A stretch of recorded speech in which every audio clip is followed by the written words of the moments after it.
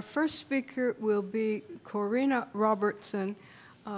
Again, you have the biographies of the people with the correct spelling of their names in your kits. So please take them out and have a fast look. But our first speaker will be Coreena.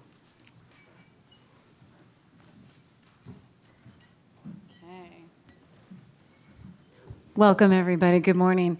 My name is Coreena Robertson. I am the Communications and Recreation Director at Fraserview Intermediate Care Lodge. My grandparents built Fraserview 44 years ago, so I come by it a little bit naturally. And sometimes I say out of obligation, because that was how I was going to make my pocket money to be able to do the other things that I wanted to do. But here I am, some years later, advocating for some things that I had the opportunity to experience firsthand. So today what we're going to be sort of talking about, I'm going to go through this a little bit fast just because we have limited time, and I do want to make sure that get the gist of what I'm going to show you, is that I decided very early on, I'm just going to, sorry, how do I make this big? Just, sorry. Technology.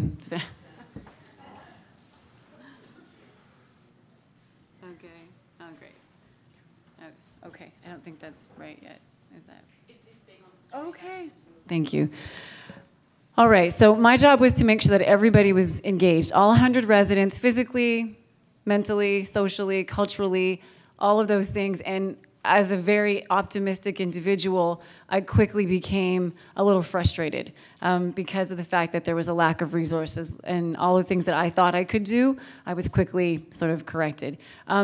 And the whole idea about what we're going to discuss is about person-centered care. So it is about addressing each of these individuals as people, not as people who have dementia or Alzheimer's, but who they are inside. And it started to frustrate me because so many times we look and we just assume that they can't do, or that they're unable to understand. And what caught my interest very early on was that when we would do certain things, some people would start to pay attention, especially the more severely affected with the memory challenges. And they were generally just put into areas, and that's just where it was. But I just felt like we could do more. So about 10 years ago, I started creating content that would stimulate them through DVDs and whatnot, just so that they would be watching things that I felt would be a little bit more beneficial than just the regular TV programs and whatnot. Because really, I'm not sure what impact, I went to a Toronto nursing home just on a tour, and I walked through, and it's sort of like there's an accident on the 401, and I'm sort of wondering how relevant that is for the residents that are being fed at that moment, and it's not. So we just have to be more conscious of the things that we're sort of putting in their way, because we have to remember they can't go grab a book. They can't necessarily tell you, or the population that I find very important to me is they can't tell you what they want. So we really need to start to figure it out and try to help the best way that we can. What I also realized is that activation time, the amount of activation time we have with them is very limited. So about 13% of the available activation time is actually used. So that works out to, we have about 6 hours a day with our residents after they've been fed. And we were pretty generous with that in terms of allotting 12 hours for sleep and all the things that they have to do. And what we found out was about 13% of the available 6 hours per resident is what they actually get used. And we do a lot. I mean, I can only speak for, I know how the programming and whatnot. And it just doesn't seem like that's good enough. So the content basically, with the limited funding for psychosocial needs and a lack of human resource and training, and the ideas of when people are left alone, the isolation and depression sinks in, and basically a lack of time. So what can we do with the resources that we have to make a difference? So that when they're there, they're actually getting activated in some way. And I'm just gonna put on the quick video. Okay, I may need your help. So I'm just gonna quickly show you a little video just so that it helps make sense. Thank you. This one? Just play that, yeah.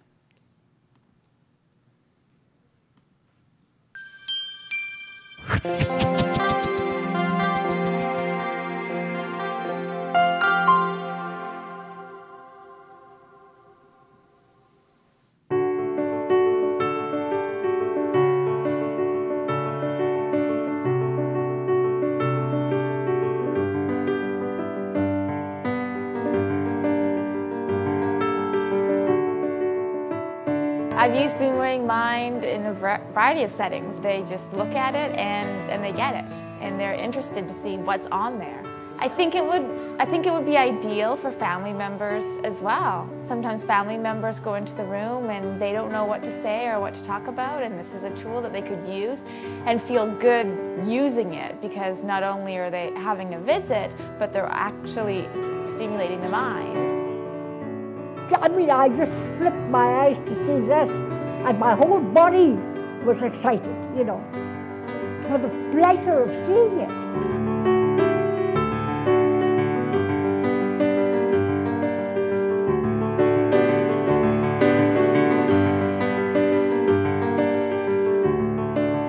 They have their own card in their hand and they're able to read off of it, look at the picture. So it's very personal for them as well. I think it's marvelous to do things like that. It's good for you. I'm 95 and I love doing things like this.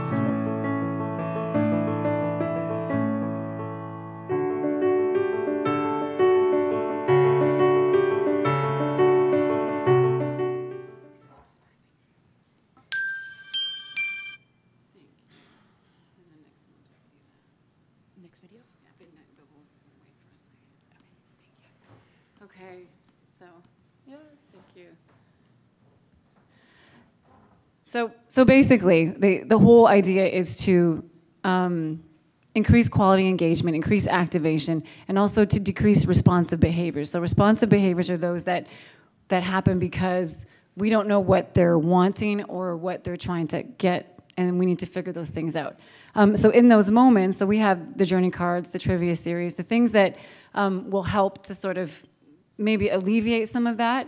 And we can't really go any further without talking a little about depression and how that does affect those residents, and the fact that we just don't have the time to sit with them. And if I was going to say one thing that we could do to eliminate so many of the things in terms of the drugs and the medications and all of these challenging and responsive behaviors, it's just time. It actually is the time that you spend with them in that one-to-one occasion, whether they're in a residential care facility or they're at home. It's that qualitative time that they can actually be engaged that does help to take away some of the things that may happen afterwards. Decreasing reactive behaviors is a really big thing for us, and that's just to access who they are and try to get them into a different sort of track so that they're not stuck in, you know, when am I going home? When is my daughter coming? All of those things that do happen a lot. If you can redirect them with something that they feel that is not, we also have to take, remember that they are, we have to be not condescending and not, you know, we have to recognize that these are, you know, people who have had life experiences and that we have to direct to them in that way. And with the medication use, what we've tried to do as well with that is find the residents that are using the PRNs for the anxiety, because that's really the area that we can focus on. If they really truly need the antipsychotics due to, you know, the diagnosis, there's really that's a different scenario. But this this report right here was pretty clear, and it just said from the the Seniors Advocate report was that medication use is that they're probably a tool to treat behavior issues related to cognitive or mood disorders than actual psychotic disorders.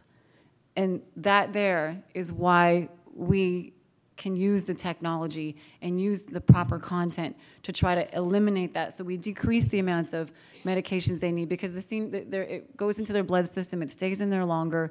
There's all kinds of reasons that we shouldn't sort of resort to that. And I will share this. It's a learning curve, and it's nurses generally have to be on board as well. And I walked past a nurse's station one day, and we had a resident who was in someone's room, and the first thing was, you know, because she was agitating pretty much the husband and the wife and everybody, was let's, you know, reach for that PRN. And then the thought changed, and she said, can someone go sit with her and grab a book? And small, but really huge in the idea that you see the mindset has to change. So when we're able to use technology and the right tools, and they're easy to get to, we can start to change that mindset and hopefully change a lot more of what we're seeing. And I'm just going to, these are just some samples of people who we actually monitored and watched. This isn't obviously their real name, but most of these things, most of these situations are anxiety. So if you could just, sorry, another video of, this one shows, What's wrong? Yeah, this is one of our residents who is not very happy. What's wrong? Oh, I don't know. I'm not very good at these kind of things. And I don't know. I get in the wrong way and Are you feeling bored? I'm feeling I can't find my daughter.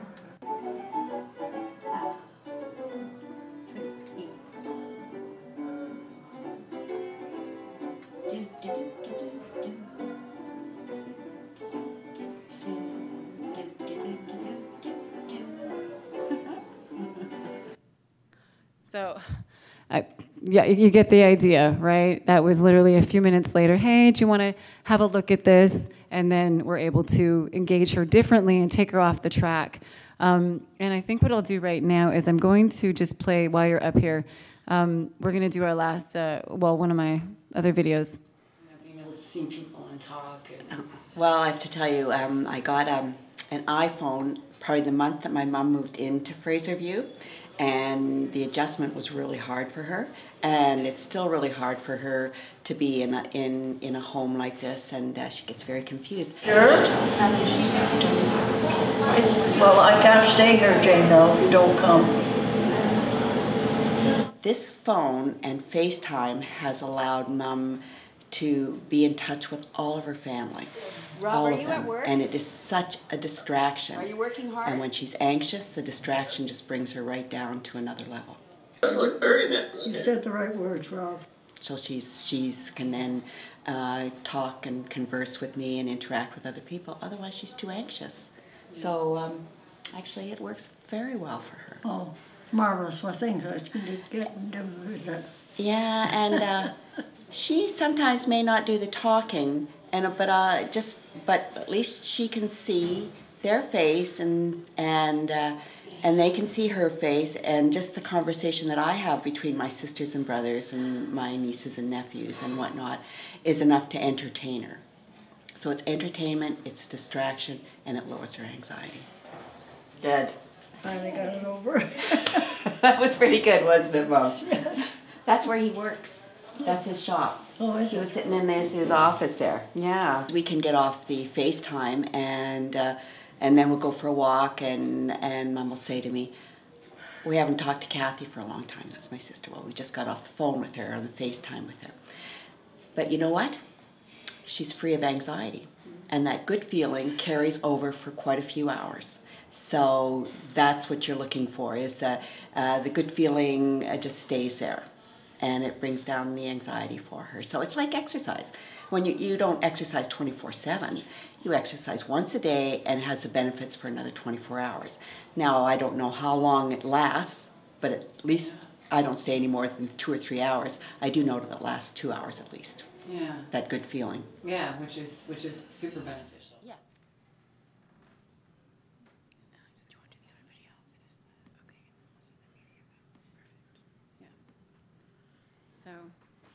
So basically, you can kind of start to see where that can take some time, that can take some energy, and that can take some redirection. But that residual feeling that they get from that moment, they will not know.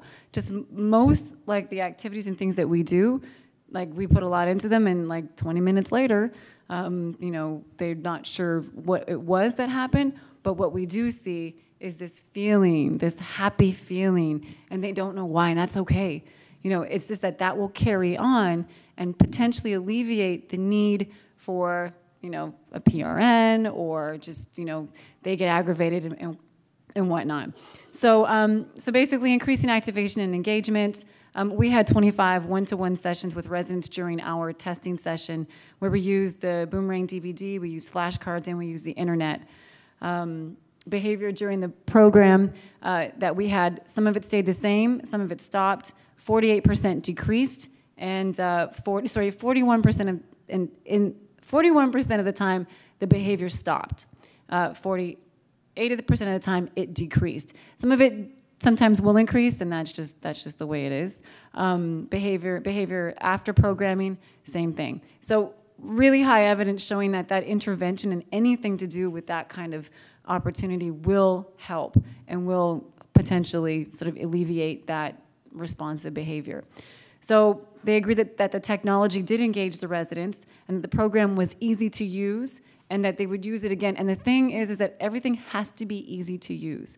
We are in such a situation where time is such a valuable asset. And the more tools that we can put in people's hands using things like technology, it makes the world of difference. It's just we have to get into that mindset because this wasn't around 10 years ago. This wasn't really around 5 years ago, but we have to bring them into it and just start to be, you know, creative in the ways that we're actually starting to do it. I'm just going to show you a quick little video of our media room, and then enter into Jen Cairns, who has been a part of our media room. What we did was we put together a media room with a few different things and have started to use those tools to engage our residents. So we'll just show that a little bit now, and that's good.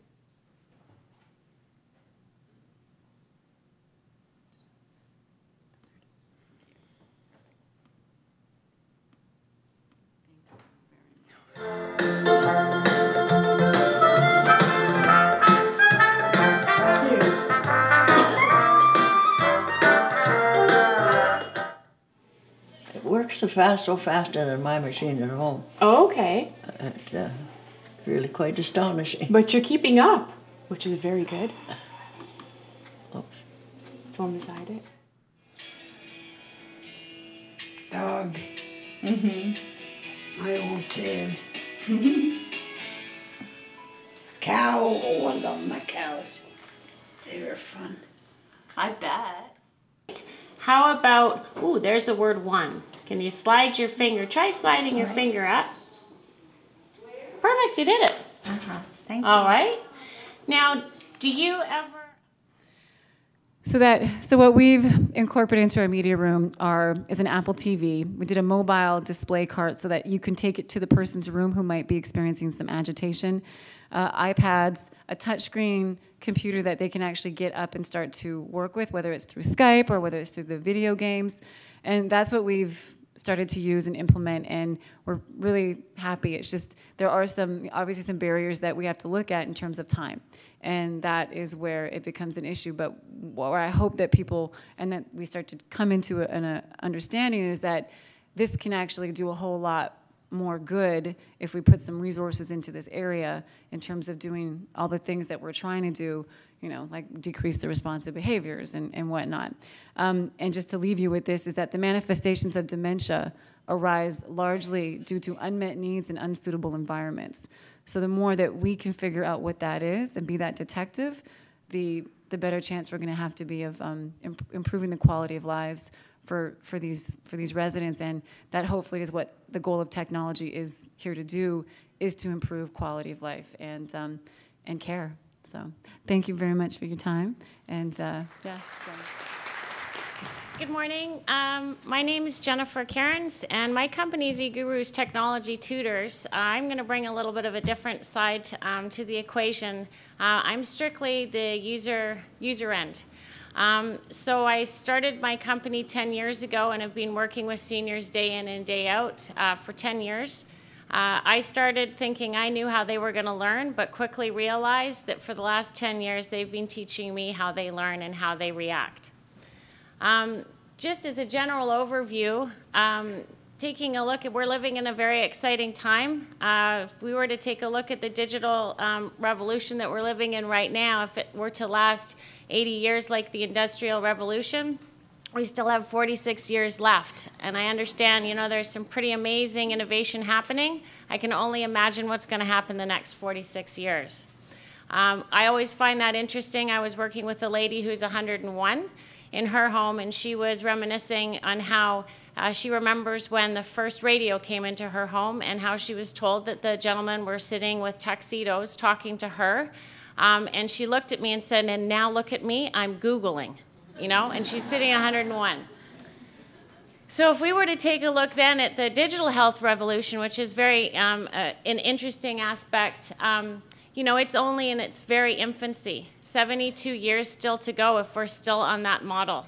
So there's a lot of room of improvement, and it's very much in its infancy. So taking a look at if we really want to be able to deliver health care, and you know, technology is one way that we really are going to be able to afford to deliver it, especially with the perfect storm that's happening as far as the aging population. We have some problems, and I do believe that technology really can help solve them. The problem that I come across is that there are a lot of challenges, and I see this being that I'm with the end user.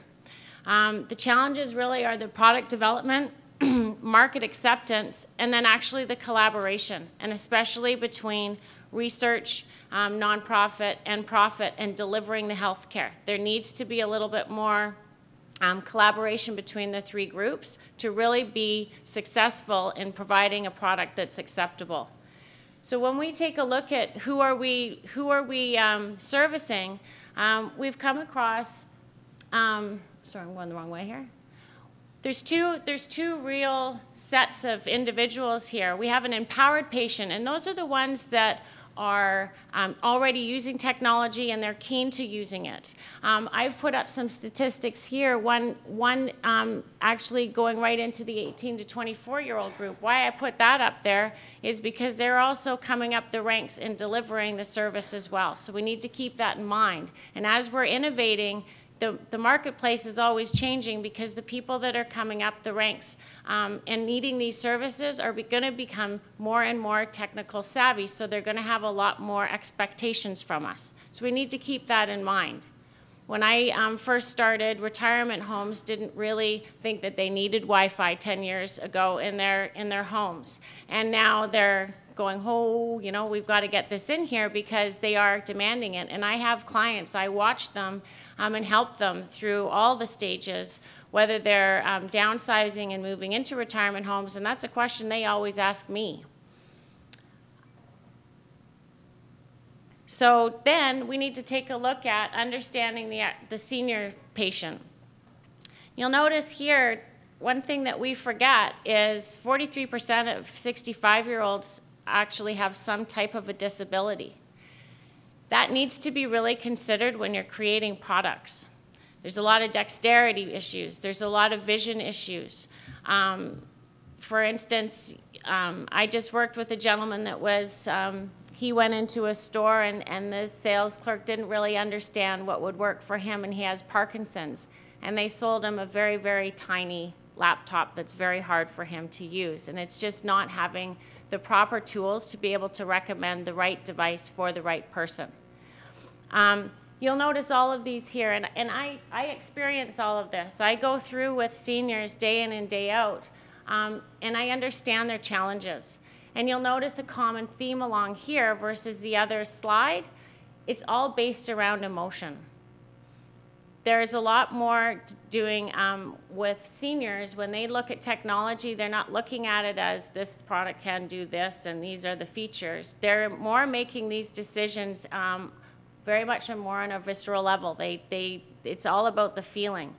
So my little two bits to the group here is I really would like to ask the question, are you selling a product or an experience? And I think that if you really want to connect with the end user, you have to really take a look at how are you engaging them and how are you getting them accepting of the technology. I give a lot of talks to seniors, whether it's in retirement homes or in computer clubs and computer groups, community centers. And I think the way to engage them especially is having more of an interactive chats with them and letting them understand that, you know, it's not just this piece of technology in a box and here are the specs and this is what it can do for you. You need to connect with them and let them know that, you know what, this is what you can do with this device, not this is, you know, you want to be able to connect with your family. So we really need to be looking more at engaging them so that they understand the end use of how it's going to enhance their life, not hinder it, because they think that it's going to hinder their life. So I took a look. There's a lot of different things that I could talk about as far as trends and what I see. I'm just going to try and touch upon these 4 here and go into the collaboration, the product development, and really how it's being delivered. The first one really that I find fascinating and that's made such a huge change, and even Coreena touched upon that in her presentation, it's images and photos and being able to interact without having just a telephone and seeing the faces. That makes a huge difference. So the first one that I'm going to talk to you about is video conferencing. I have people from all over the world contact me. The example I'm going to use and talk about today is a lady. She contacted me, we FaceTime from Australia, and her mother was diagnosed and provided medication that they felt she was going downhill, and it wasn't the proper medication. Finally, it figured it out. Had they had the new technology where you can swallow a pill and have an arm patch and it'll tell you exactly how it's being digested, this probably would have been solved a lot earlier. But they did manage to have her get off the medication, and she all of a sudden kind of came back to life. But the problem then was she was in a wheelchair. Her traditional desktop computer wouldn't function. She couldn't get up close in the ergonomics of it. So we decided to, she had me go into her home in Kerrisdale and set her up with an iPad. Now, her daughter lives in Australia, and her other daughter lives in Jerusalem. So the big problem for them was her mom calling them in the middle of the night because she didn't understand the time change. So she also had a lot of dexterity issues, and like I said, not all device is right. If you're developing a product, make sure that it's cross-platform. You know, you don't have to have an app on a tablet. Some people that doesn't work for them. Although I do have to say the iPad and Siri that's inside the iPad can make a world of difference. So what I did with this lady was had her press the button and ask Siri what time it was in Jerusalem. Siri would tell her, and then she'd realize, okay, it's okay to call. And she would just literally press the button and say FaceTime her daughter. So the key with this and why this is successful, and I was just FaceTiming her daughter last week, is that it was simplified. The process was simplified. I went in there and I worked with her caregiver. So where I see that there is a disconnect is a lot of the time getting the end user to use the product is an afterthought. And if you really want them to be able to use it successfully and have the right device fit for them, you can't expect someone who has a job description already planning activities on across the board on all different levels to then have it added on to their job description to be able to know exactly how the technology works, to simplify the interface, to figure out exactly, just based on what their disabilities are, what would be the right device for them. And that's where it ties in that there needs to be some collaboration. In being able, how this worked was now, I don't really have to go in very much to do more of the technical side of things, because now I have the caregiver who she's used to be able to work with her. Another prime example, Coreena and her residents, they did the same thing. I went in there and set it all up and helped their caregivers understand how to deliver it and what to look for. And now they're very successful and they're going and continuing it on. Because I also understand that not everyone can afford to have someone come in with a higher technical ability to be able to deliver that service all the time. The other really neat thing that came out, and I don't know if you guys are aware, but Skype Translate. This is a new thing Microsoft developed that allows you to be able to speak into Skype and talk to someone across the world who doesn't speak that language, and it will translate it real time for them and write it on the screen. So where I see this is very beneficial for older generations is if they want to be able, grandkids, to communicate with the older generations where the language barrier is still a little tricky, this is helpful.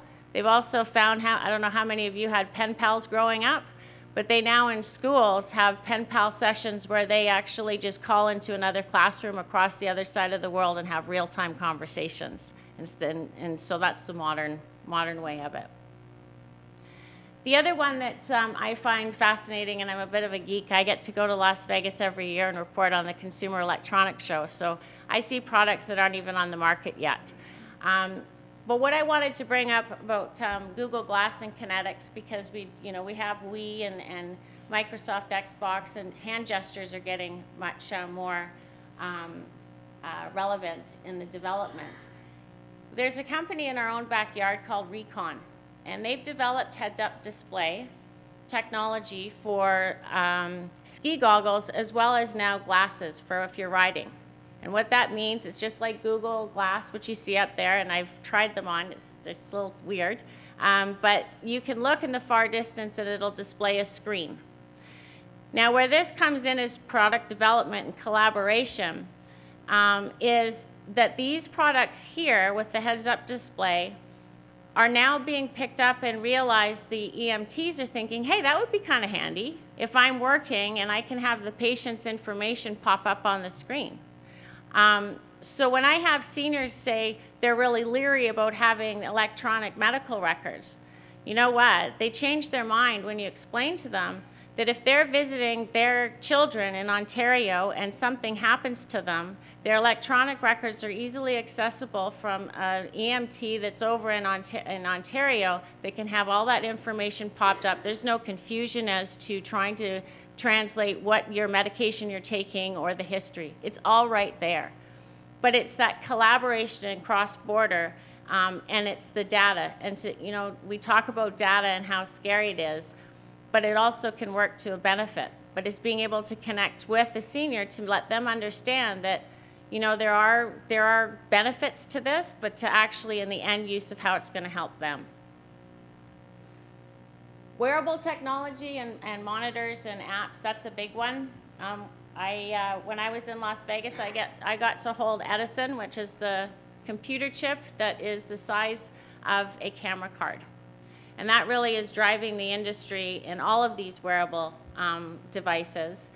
One example that I think I've seen hands-on from what I do, I have a gentleman who was a retired bus driver, and he'd never had a computer before, and his kids lived all over, and so we set him up with a computer, and he's using it quite regularly, Skypes, sends email, surfs the internet, but he sadly had a stroke. And when he had the stroke, he was told that he had to lose weight, and he had to do this and all this monitoring. Well, he came back, and now he's not so frightened of technology because he's already engaged and got an iPad and an iPhone, and he's right in there. So he said, you know what, I'm going to try one of these Fitbits. And the neat thing about watching him use his Fitbit was that he wasn't engaged in the having to write down all of his information and kind of get stuck in that clinical side of things. That's a bit of a drag when it doesn't, and the other part of it was leaving him with his stroke, he doesn't write very well. So that was a real hindrance to him. So where this Fitbit really worked for him, and we have it hooked up to a scale, is that it monitors everything that he doesn't have to take into account of having to take out of his day any of the information and write it down. So all he does is he concentrates on looking at how he's progressing and looking at the data that's being compiled, and that's empowering him. So it was being able to turn that around. All of these wearable monitors are all driven by apps a lot of the time, and we see, even these medical devices that you can, there's one called a propeller that you plug into your smartphone and it monitors for asthma patients. If you're going to build an app or a device, you want to make sure that it is accessible not just on a tablet, but that it is accessible on a desktop computer. But also what really gets me excited is seeing more and more seniors gravitating to tablets, and especially iPads. Where I saw a change in the market, and hey, when I started, most people only had one computer, and iPads didn't even exist, is that those seniors that were a little more leery and they were adamant they were never going to touch a computer, I saw a huge change in the market when they saw these iPads. It's just different. You're touching a screen. You're not having to try and translate this mouse and moving it and the arrow there. That's a real disconnect, and it's hard for them to grasp that. What excites me is that the more they get used to these devices, the less scary it's going to be as they age, and they are going to be faced with more technologies that are monitoring that they're able to understand and not be shown, oh, now you have to learn how to use this device. They're already going to be familiar with it. So I think with the wearable apps and monitors, there's a lot of room for improvement, especially just you have to understand too, and Clara's Companion is a great example of this. They've done a marvelous job over the last 3 years in figuring out the end user. It's very frustrating when someone comes to me and says, "Ooh, we've developed this product," and they just have to go here on a website. Well, yeah, but they still have to get to the website, and you still have to figure out how are they going to get to the website? What device are they going to use? Are they able to? And then actually when you're there, how easy is it to use? So the neat thing with the Clara's Companion is, again, it's that collaboration. Not only have they made it easy for the end user, but they're allowing a platform and environment where you are getting a circle of care, where it is the family members, it is the doctors, the caregivers, and that's a big thing. Caregivers are a huge, huge part of the delivery of healthcare, but it's not fair to expect them to know how to be an expert and understand the technology side of things. I wouldn't know how to walk into a room and know the best practices to be a caregiver.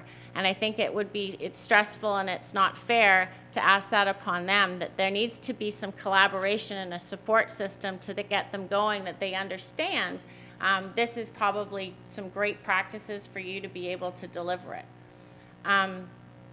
So the last one that really fascinates me is data. 90% of the world's data is being collected in the last 2 years. And we did talk earlier about the privacy and all of that. And as an entrepreneur, I think a great app to develop would be one that strictly goes through these agreements and puts it in layman terms for you so you really know what you are accepting and agreeing to. So with the diagnosis, the hard part, and that's a real barrier I find with seniors, is they're very leery about this data and how it's being collected. But I think if we can take a look at the benefits of how it can help, that's a good thing. So the example I always use that I find fascinating is the IBM supercomputer they had. So we had IBM Watson, and I don't know if you guys remember when he went on Jeopardy, and he really beat everybody. Well, what they decided after they did that experiment on Jeopardy was to see, well, how can we use this computer to the benefit and really crunch all these numbers? So what they did was in 1 year, they fed Watson 2 million pages of text and 42 medical journals and clinical trials on oncology. So they concentrated on that specifically. They then added 1.5 million patient records in seconds, tons of information. No human could ever assimilate all of that information within a year. So the outcome, and this is always good because I know I've had some misdiagnosis in my life. IBM Watson was successful in diagnosing lung cancer at a 90% rate. How many percentage do you think that a human could have done that? On average, it's 50%. So whenever I give that talk and I explain that to seniors, and here is one of the benefits of that, it really does have the light bulb go off. Another example of collaboration and using this data is these new iWatch and the Health Kit that's coming out, and being able to monitor through these apps all of this information. That propeller device that I was telling you about, they were gathering a whole bunch of information around the geography of the city as to where people were getting asthma attacks and so forth. And the city and the municipality actually went in and said, hey, can we have this data as well, because we're actually uncovering where we have some pollution problems. So we really need to open the doors and really have collaboration. So for me, as an end user, I just really ask that you really think about the end user, and really that you're not building a product, you're building an experience. And it's all, especially seniors, it's all based on emotions and being able to use that. So please keep that in mind. And it does work. There's some examples of some happy people. My eldest client is 107. And last time I was working with her, I didn't think she was going to give me my iPad back. She was having so much fun with Siri. So thank you.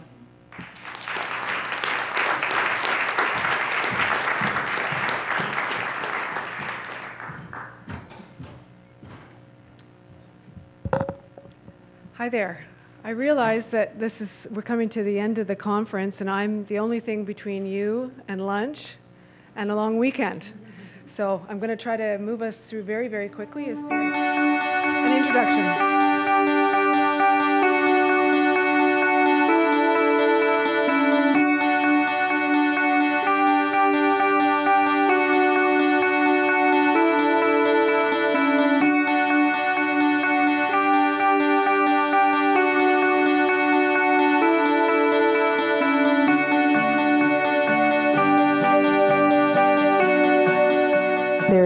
An emergence of a tremendous amount of innovation, new technologies on the market.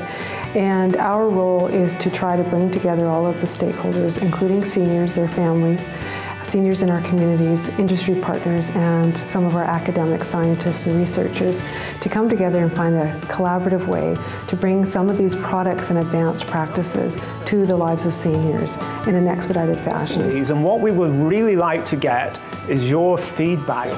The Knowledge Cafe that we're having today is really to get input from all the community stakeholders, the service providers, industry, all the people themselves into our research planning process, so that we're not just academics sitting in an ivory tower at SFU or UBC or wherever, that we're listening to people and using that input to drive our research agenda. So I'm sure there's a planning role behind it. It's great to see retirement concepts working and connecting with the universities, with some of the top researchers in the country. The potential for where this is all going to go could really significantly improve the quality of life for seniors, not only in BC but potentially across the country. So it's really valuable. It shows you your brain's activity in real time. The work that we're doing with retirement concepts is an amazing new and innovative model. These new innovations can generalize to seniors' homes everywhere. They can help bring in a new model and a new era of how we provide care for older adults. And they also provide benefits to our regional economy. And this integration, this partnership is just key around those things. One of the ways that BCIT is working with retirement concepts is in product development. We plan to use our applied research and product development expertise to develop prototypes that are suitable for the clinical environment. We're very excited about the opportunity to participate in this partnership, and we see the bringing together of academia and industry and retirement concepts as a real key ingredient in the development of improved patient care solutions that are practical and well-researched and ready for market. As one of the largest private providers of care and service in the province of British Columbia, we have a social responsibility to ensure that we're always improving care for our seniors, as well as to become a strong partner in improving care for seniors in our communities, and to help seniors to maintain their independence. And so we see ourselves as an important partner in bringing clinicians, seniors, the community stakeholders, and academic partners together. And we're excited about that collaboration. So this has been an extraordinary experience actually participating in this conference, because we've heard so much about so many technologies that are emerging. We've talked about the needs of the growing population of seniors, and really what we're trying to do, I'm going to spend a little bit of time talking about what it is we're actually trying to do with retirement concepts in our innovation center, why we're trying to do it, and how we're trying to do it. So you've got the background. we realized that there needed to be a collaboration, a true collaboration between researchers, scientists, clinicians, and seniors themselves to actually identify what the needs were and to define what the products and some of the solutions were and bring those together in order to expedite them beyond publications, beyond paper, but actually into practice and actually into the benefits of the people that it serves. So we developed an innovation center and invited all of those stakeholders together to say, let's have conversations, let's be in the same room together, and let's start to interact and talk about how we can go about doing that.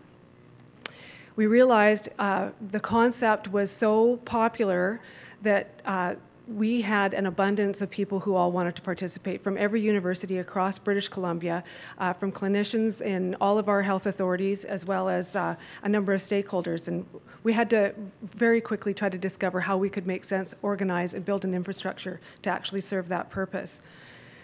So our vision is to develop an innovation center that helps us to take these technologies, to take all of these new inventions, these ideas, and put them together with seniors and stakeholders, as well as our caregivers, into the same room and basically determine how it is we can go about putting those together and find what's meaningful, what actually does benefit the lives of seniors, and to get those out into the market so that it benefits them as quickly as possible.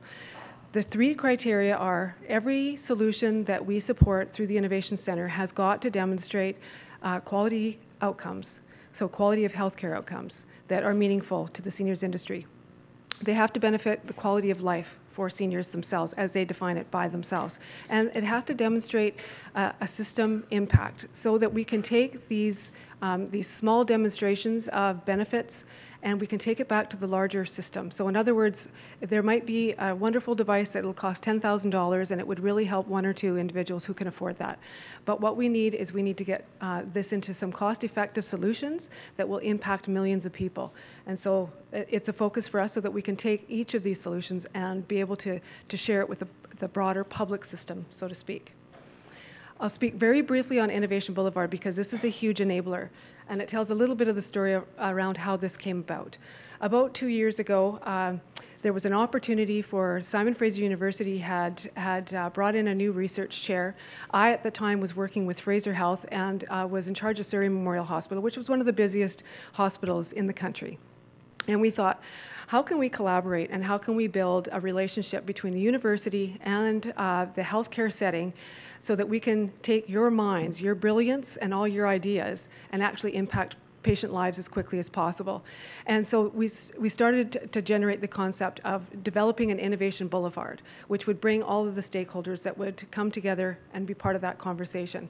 And so now you'll see in Surrey right now, between Simon Fraser University, UBC, BCIT, Kwantlen, Emily Carr, as well as all of Fraser Health and now the other health authorities as partners, have developed a regional location where we are now inviting industry partners, funding partners, national partners, are all now moving into that boulevard. And the concept is we will take an idea, an invention, a new technology and a product, and we will put all the necessary stakeholders together and very quickly put it on a pathway towards evaluation, research, and then commercialization. So this even includes manufacturing, distribution, market surveys, and then we want to be part of a national network, which we'll refer to AgeWell, as a platform, so that every one of those new developments, technologies, or inventions, we are very quickly punching up to that platform to take it nationally so that it impacts millions of aging Canadians. So this is this concept of Innovation Boulevard, and I encourage you to look it up. There's lots of information, but this is the corridor in Surrey right now.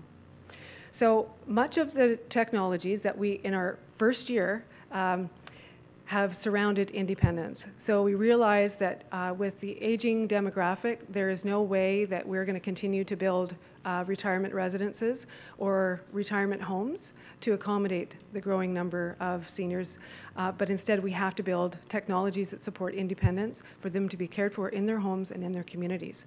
And this is what we've heard. This is what we've heard from them.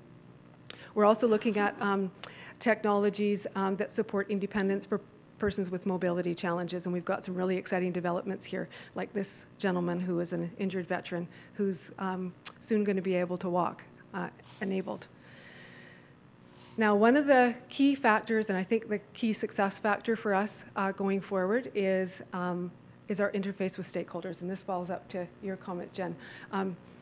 We see that if we offer actually the persons who will benefit, older adults in Canada who are now growing in population, to have the voice on what these technologies are and how they will benefit them, if we actually put them in the driver's seat, this is actually going to allow us to make that social change and that shift in how currently the systems are very caregiver-centric. So here are research team members. So we have a website that provides all of the backgrounds and biographies, from engineering to exoskeletons to dementia-related technologies, wound care. Go into a number of our projects, wheelchairs that have airbags, anything and everything that you can think of related to seniors care. Basically, we have a number of these projects underway right now. We particularly are focused on dementia, which is for obvious reasons. But in this particular circumstance, Dr. Ryan Darcy has developed an EEG, which offers a very quick vital sign for your brain. So in 5 minutes, you can understand what is the cognitive status of an individual that may have dementia and may not be able to verbalize their status. We have a project underway right now where we're looking at using that technology to help us evaluate what the changes in a person with dementia status around their use of their psychotropic medications. So our hope and our intent is to be able to find how we can reduce those medications using that objective device. And there are a number of other technologies that we're using around dementia clients, such as video surveillance, and yes, I'll just, lots of consent, lots of ethics, every one of our projects, but we're looking at video surveillance of aggressive incidents for persons with dementia so that we can really understand those environmental factors and some of those cues that we see occurring. And interestingly enough, when we start to look at some of that video surveillance already, we see that the behaviors of our caregivers are all different. You can have a similar incident and 30% of our caregivers will respond one way, 30% will respond a different way. So that suggests that we have to really do some work around the education for caregivers. Again, lots around dementia, digital health at home. So I think this has a particular application given the context of the conference here today and yesterday. There are so many technologies, and what we're hearing from our end users and even from ourselves as an industry provider is we don't know which one will benefit us and how do they all work. And so we have to help to coordinate a way and a means for people to understand what these technologies are, how it works, what will benefit them. And so we're trying to now engage a number of industry leaders in developing some integration between some of these technologies, bring them all together into a single platform, and then find a mechanism where people can come and try them, their families can come and look at them and ask questions through a bit of an exhibition type of a setting at the Innovation Center. Lots of work around remote wound care. You know, on a smartphone, we can really manage wounds much better, have much better wound outcomes using this technology that already exists, but just coordinating it through a centralized system. And we saw many of the technologies with respect to robotics and the ability to actually automate rehabilitation. We know that right now in seniors care industry, there are not enough allied health providers that offer enough activity, rehabilitation, etc. And all of rehabilitation solutions are very expensive. It usually requires an active physiotherapist or occupational therapist on one-on-one. So we have opportunity now using these technologies to offer group-based rehabilitation and remote home-based rehabilitation, which we didn't have in the past, to help to prevent contractures and things like that. So we're working closely with those scientists around developing those technologies into programs that will become useful. Lots of interaction using the tablet technology, as well as we've had lots of research projects around the value of we had a Wii bowling tournament and lots of art-based tournaments and art-based research projects, intergenerational type of projects. Again, every one of our projects have to be engaged in evaluation because at the end of the day, we want to be able to demonstrate what the benefit is and to learn from each of those exercises around what we can do better, and then we can share that so that people know what actually does have a benefit instead of just sort of a speculation. the Gerontology Research Center, Simon Fraser, and I have to acknowledge Gloria and Andrew have been huge partners for us, and it's really a privilege for us to be partnered with Simon Fraser and the Gerontology Research Center, where all of this research is, and through Age Well, because it gives us now an opportunity to add a value in bringing some of this research now into practice as quickly as possible. So I'll very quickly go into this last piece, because I think this is probably what we can contribute that is most meaningful, and that is access to the end users. So in June, we have a website, and we are working with SFU and others in the background around an invitation to participate.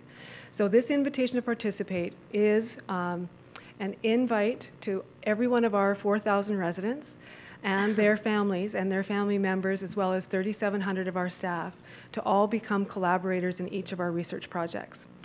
So they have an opportunity to go in to provide information that will allow us to contact them, and for them to become absolute collaborators and key input, focus group, end users into every one of our projects. And already there's a lot of uptake and interest in this. They want to leave a legacy. They want to be able to tell us what we can do better and how we should do it better. And so in the early days, we will have this inventory so that in every one of our projects, they will be invited if they have a particular area of interest in dementia or in mobility aids or things like that. And then post-June, the invite will go out to the larger public so that we have a huge inventory of seniors that want to have a voice. And we're hoping that by that voice, that will start to influence where these technologies and where these developments actually go. And it'll take it out of the hands of us who think we know how it should be. So we're excited about that. This is just a screenshot of the actual intake form. But we're working with all of the stakeholders and just trying to make it better and continue to learn and grow as we go along. And we're really excited about some of the developments already, and we'll be publishing those all very, very soon. So I think I'll just leave it there for now in case there's any questions. So thank you. Hello, my name is Arlene Carson. I'm based in Victoria. In addition to my work as an audiology clinician and a researcher, I'm very interested in the intergenerational research. I am a researcher and evaluator in that area. And time and time again through the presentations, I was thinking of the possibilities for connecting. And I'd like to ask all three presenters to what extent they've actually worked with youth to actually, recognizing the specific security and safety issues that accompany dementia clients and patients. There's tremendous opportunities, I think, to actually engage youth, not only in terms of mutual social connectedness among generations, but also in terms of educating youth and interesting them in the research and development of technology. They are the experts, and they're growing up, and there's a possibility for tremendous technological advances if they're more aware of what's not available and needed in our world. Great question. Yes, that's a huge reason why we wanted to integrate using the iPad and whatnot, because volunteers more often than not don't know what to do. And we spend a lot of time with them. Sometimes you start to go, is it worth it? Because it takes a lot of time to get them on board and to get them engaged. But with the technology, they are so at home and they're so comfortable. So when they sit with it and they sit with the resident, there's a common ground that now that they can actually have some place where they feel that they can connect.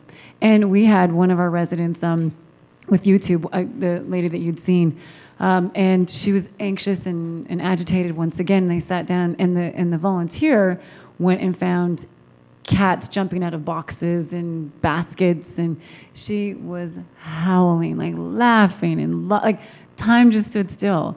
And they both enjoyed themselves. So what happens is the volunteers feel rewarded. They don't feel that they've been deflated or they don't know what to say or they're uncomfortable, and they feel good about the experience. So they're going to come back and they're going to try and do more of that.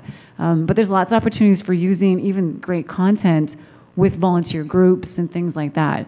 But again, getting the tools in there, getting the mindset to say, yeah, here, try this. and having those tools accessible, like the mobile media cards. That's why we're doing those things, because they have to feel that they can go get something and take it in without having to think too much. And for us, it's a great question, and it's absolutely, it will increase the engagement, and it will increase successful interactions with the residents, like 100%. Thank you. I'll just mention specifically to intergenerational project. We had one in our Williams Lake Seniors Village for 5 years now. We've been evaluating it, and we've consistently demonstrated positive outcomes for our residents who have participated.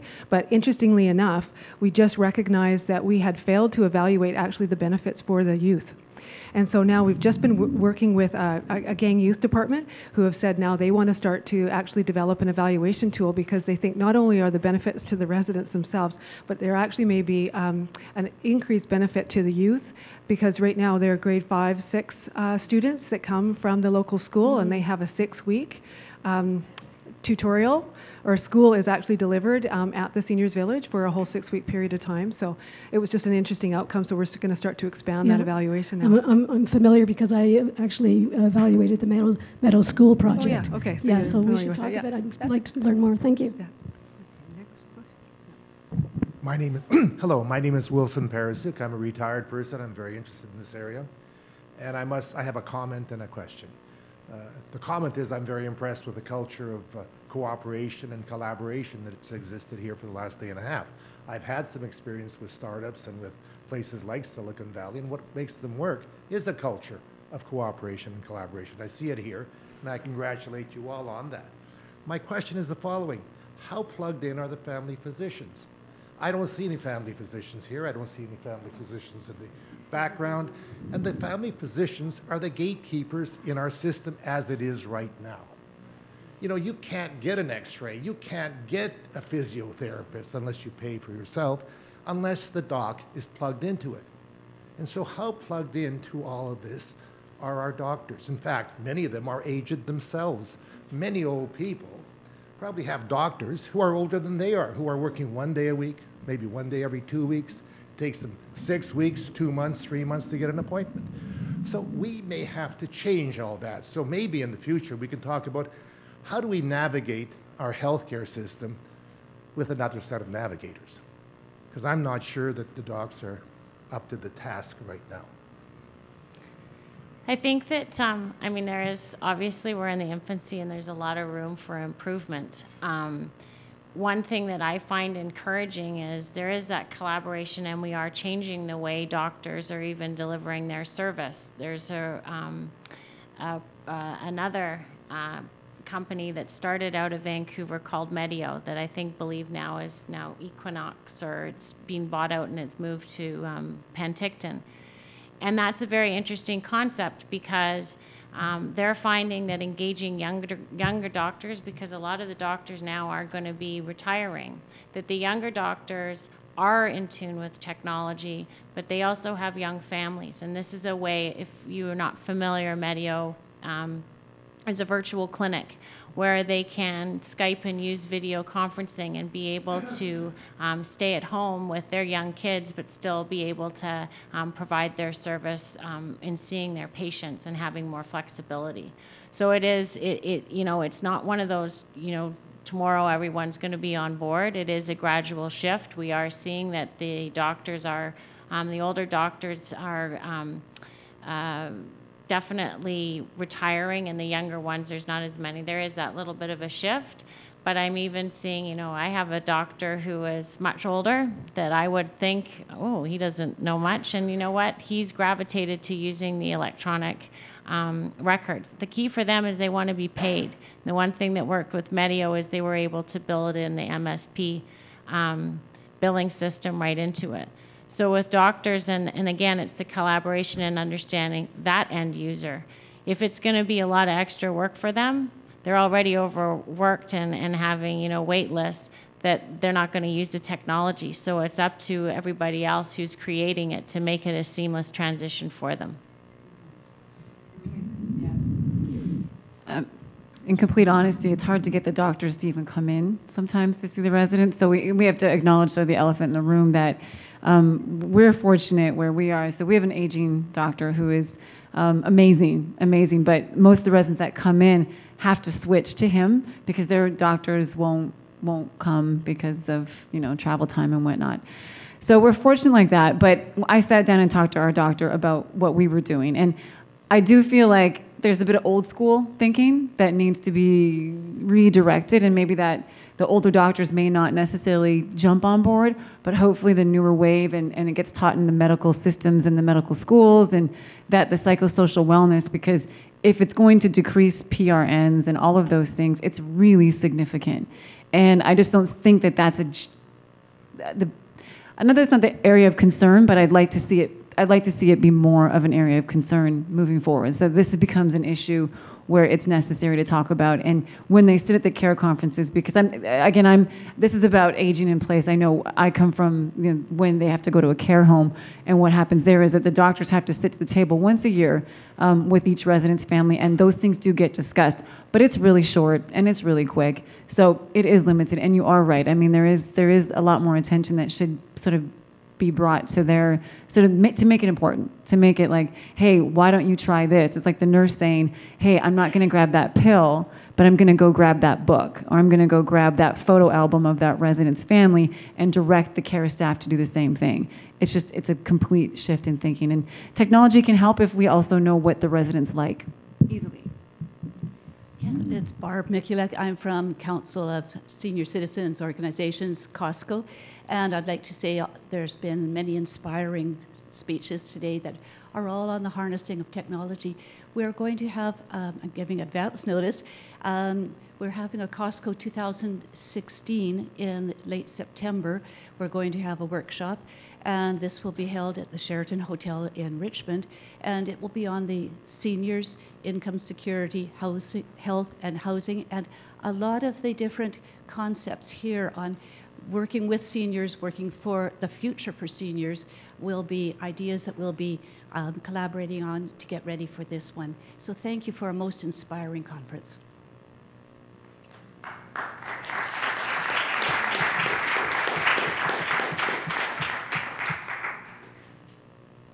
Hi, me again. Question, actually, there was a gentleman who had a point about the involvement of doctors, and I wanted to circle back about this wonderful conference about technology and aging in place. And I was wondering what type of formalized training do people who work in the field of seniors healthcare, occupational therapists, social workers, nurses, is there a movement, or is there going to be some sort of formalized training that they receive for course credit for technology related for aging in place? Is there a movement, or is there an acknowledgement that this will become a part of their training? Because one of the things when I've been interviewing a lot of professional caregivers, you ask them, well, what kind of technology can they use? And they give one answer: Lifeline. And it's an industry standard, wonderful product. It's been around for 30 years, but there are many new types of technology, passive monitoring systems that we're seeing that are emerging on the market. And a lot of people, the professional caregivers who can provide that professional knowledge, they don't know what they don't know. And it's not their fault, it's just part of the training they've received in past. But moving forward, what's going to happen, and what type of training and understanding about technologies that do have proof of not just have been on the market for a couple of months and we think this is neat, but what products have a true proof of providing the services that they say they do, and what are emerging ones that need to be studied. So I'm interested in seeing, not only from this panel, but other people have presented, to see what their thoughts are on that. I can answer because I do the training and the educational side of it. I really truly believe that we need to be taking a look at a whole different job and an accreditation. You know, there's me being very technically inclined and really understanding the end user and being able to use that expertise. But then there's the caregiver who is delivering it, and they have their own set of expertise. There needs to be a melding in between. where a caregiver doesn't have to necessarily have all of the technical background that I have, but they have some kind of awareness that they can deliver that service. I do think that it is a job description that should be created in the future.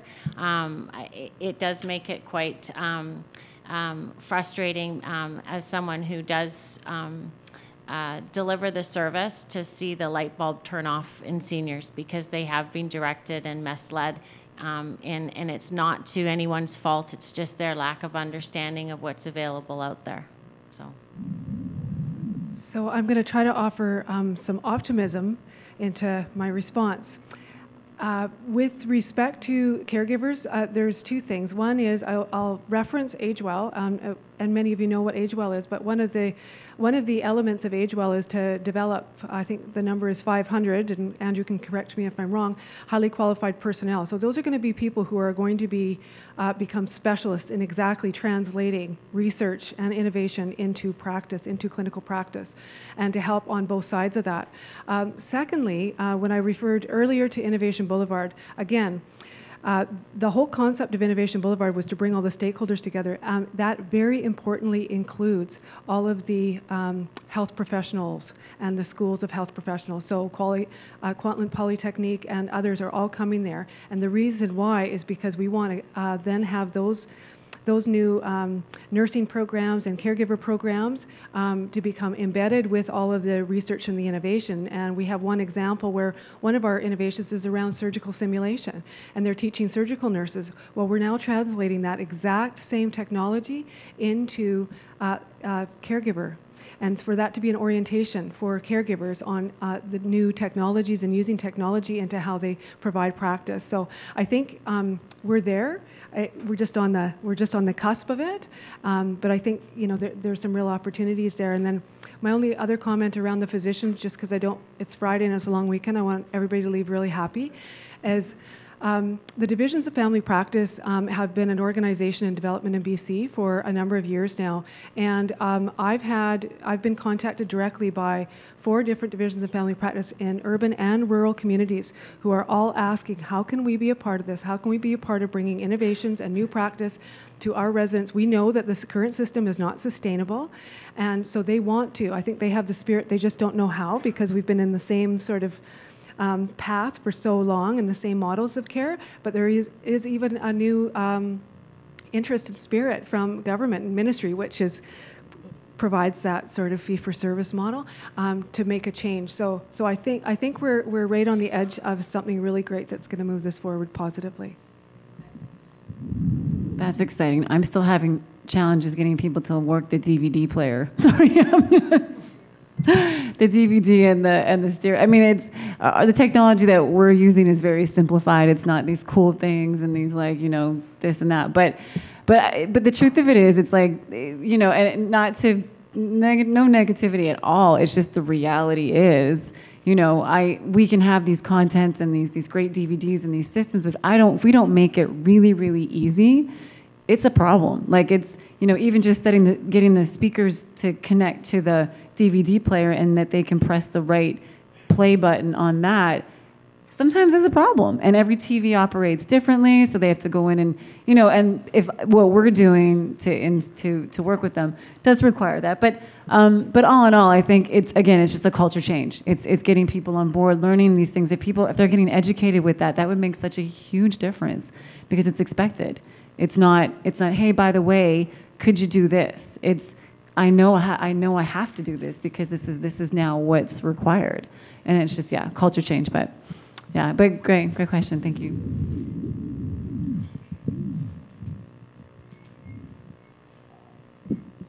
So I don't have a question.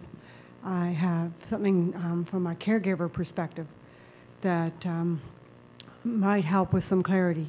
So I'm a dentist, 34 years experience, and 4 days in the clinic and 1 day in the hospital. And my qualifications to say this are, I was a dentist for a geriatric psychiatric hospital, and I've managed the on-call for 34 years for the dentist and the liaison with the ED department, which means emergency room. So the issue with visiting the hospital for the physician or the dentist is that we come in there after a full day, and time is the big issue. And we go unshepherded into each of the rooms to see if a physician's referred a patient because they wonder why the infection hasn't cleared. We go by ourselves into the room. The nurses are too busy. And it just takes a very long time. So I'm not going to explain why, but it does. And then the records. So then you leave the room and this is where maybe digital will come in.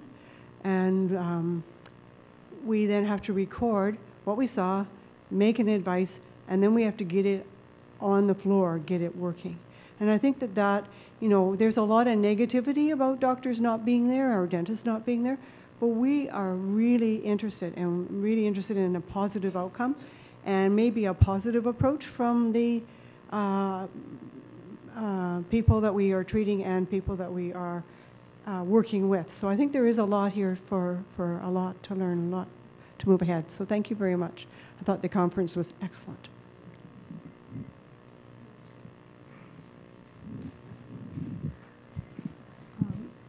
Well, will you please join with me in thanking our panel